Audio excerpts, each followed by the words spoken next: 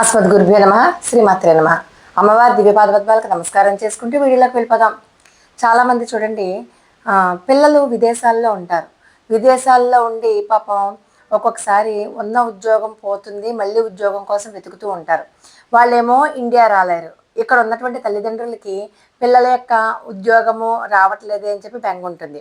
అలా ఉద్యోగం కోసం విదేశాలలో ఉన్నటువంటి పిల్లలు ఇబ్బంది పడుతున్న వాళ్ళ కోసం తల్లిదండ్రులు ఈ పరిహారాన్ని చేయొచ్చు. వాళ్ళు ప్రతి గురువారం చేయొచ్చు. అలాగే ప్రతి గురువారం మాత్రమే కాకుండా ప్రతిరోజు కూడా చేస్తే చాలా మంచిది. దానికోసం వాళ్ళు ఏం చేయాలంటే, దక్షిణామూర్తి చిత్రపటాన్ని అంటే దక్షిణామూర్తి యొక్క ఉపాసన చేయాలి. ప్రతి గురువారం చేస్తే చాలా మంచిది. ప్రతిరోజు చేస్తే ఇంకా తొందరగా ఫలితం వస్తుంది. అంటే ఈ పరిహారం మీరు 21 రోజులు చేసేటప్పటికి అక్కడి నుంచి మీకు ఫలితం కనబడడం ప్రారంభమవుతుంది ఖచ్చితంగా. అయితే ఈ పరిహారం కోసం మీరు దక్షిణామూర్తి చిత్రపటం ఎదురుగుండగా ఆవు నెయ్యి కానీ నువ్వుల నూనెతో కానీ దీపారాధన చేస్తే చాలా విశేషం. మీరు పాలు అంటే బెల్లం కానీ పంచదార కానీ వెయ్యకుండా ఉన్నటువంటి పాలు నైవేద్యంగా పెట్టాలి. లేదంటారా, చిన్న పండు అంతే, అంటే తీపి లేని పాలు నైవేద్యంగా కానీ చిన్న పండు కానీ ఏదో ఒకటి నైవేద్యంగా పెట్టండి. మీరు దక్షిణామూర్తి యొక్క మంత్రాన్ని మీరు చేయవలసి ఉంటుంది. దానికోసం మీరు తెల్లటి పువ్వులు వాడండి. తెల్లటి పువ్వులతో దక్షిణామూర్తిని అలంకరించడం ఒకటి, మీరు కూడా తెల్లటి బట్టలు వేసుకోవడం ఒకటి.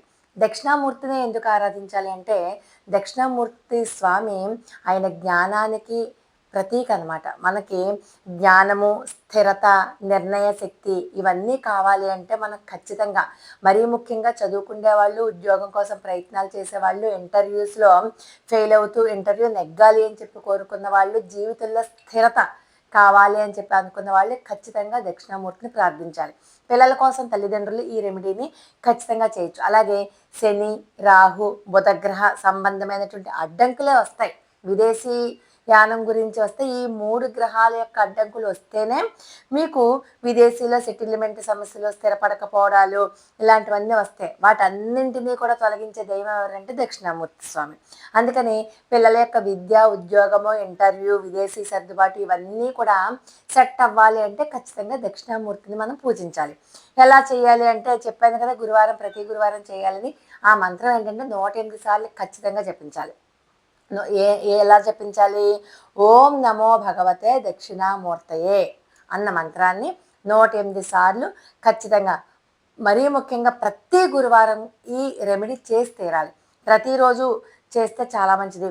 ఇలా చేయడానికి ముందర మీరు సంకల్పం చెప్పుకోండి. నా పిల్లల ఉద్యోగం కోసం మీ అబ్బాయి పేరు చెప్పుకొని, ఉద్యోగం కావాలి, విదేశీలో స్థిరపడాలి, అక్కడ తనకి తొందరగా జాబ్ రావాలి, జీవితంలో స్థిరపడిపోవాలి అని చెప్పి మీరు ఒక సంకల్పం చెప్పుకొని మరి తల్లిదండ్రులు ఈ పరిహారాన్ని చేస్తే చాలా తొందరగా ఫలిస్తుంది. ఇలా ఎన్ని రోజులు చేయాలంటే 48 రోజుల పాటు చేయాలి. మీకు ఫలితం మాత్రం 21వ రోజు నుంచే మీకు తెలిసిపోతూ ఉంటుంది. ఆ అబ్బాయికి చక్కగా రెజ్యూమ్ పంపడం, ఇంటర్వ్యూలో సెలెక్ట్ అవ్వడం, చివరికి మీకు 48 రోజులు అయ్యేసరికి మీకు మీ విదేశాలలో ఉన్నటువంటి మీ పిల్లలు ఉద్యోగానికి వెళ్ళడం కూడా జరుగుతుందన్నమాట. అంత బాగా పనిచేస్తుంది. దీంట్లో మనకి చూడండి, దక్షిణామూర్తి స్తోత్రంలో ప్రార్థనా శ్లోకంలో మొట్టమొదటి శ్లోకం ఉంటుంది. మౌన వ్యాఖ్య ప్రకటిత పరబ్రహ్మతత్వం యువానం వర్షిష్టాంతేవ సదృశి గణేరావృతం బ్రహ్మనిష్టై ఆచార్యేద్రం కరకలిత చిన్ముద్రమానందమూర్తిం దక్షిణామూర్తిమిదమహం మనసా చింతయామి. ఆఖరి లైన్ మాత్రం కొంచెం మార్చుకోవాలి. అలాగా ఆ శ్లోకం చదువుకోండి. అది రోజుకి ఒక్కసారి చదువుకుంటారో, లేకపోతే 3 పూట్ల 3 సార్లు చదువుకోండి. కనీసం 3 పూట్ల 3 సార్లు, ఎన్ని ఎక్కువ సార్లు చదువుకుంటే అంత చాలా మంచిది. అలా చదివితే చాలా తొందరగా మీ పిల్లలు విదేశీ ఉద్యోగంలో స్థిరపడతారు అనడంలో ఎటువంటి సందేహము లేనే లేదు. కాబట్టి పిల్లల యొక్క మానసిక స్థిరత బాగుంటుంది.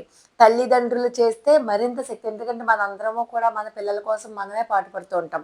కాబట్టి వాళ్ళకంటే ఎక్కువ కాన్సన్ట్రేషన్ మనకే ఉంటుంది. వాళ్ళు మన ఆశీస్సులతో పాటు ఈ పరిహారం కూడా చేసినట్లయితే పిల్లలకి చాలా తొందరగా ఫలిస్తుందన్నమాట. తల్లిదండ్రులు చేస్తే అత్యంత శీఘ్రంగా మన పిల్లలు ఆ ఫలితాన్ని పొందుతారు. వాళ్ళు పాటించాలి. మనం ఏదన్నా కోరికతో చేస్తున్నాం కాబట్టి మద్య మాంసాల జోలికి వెళ్ళకూడదు.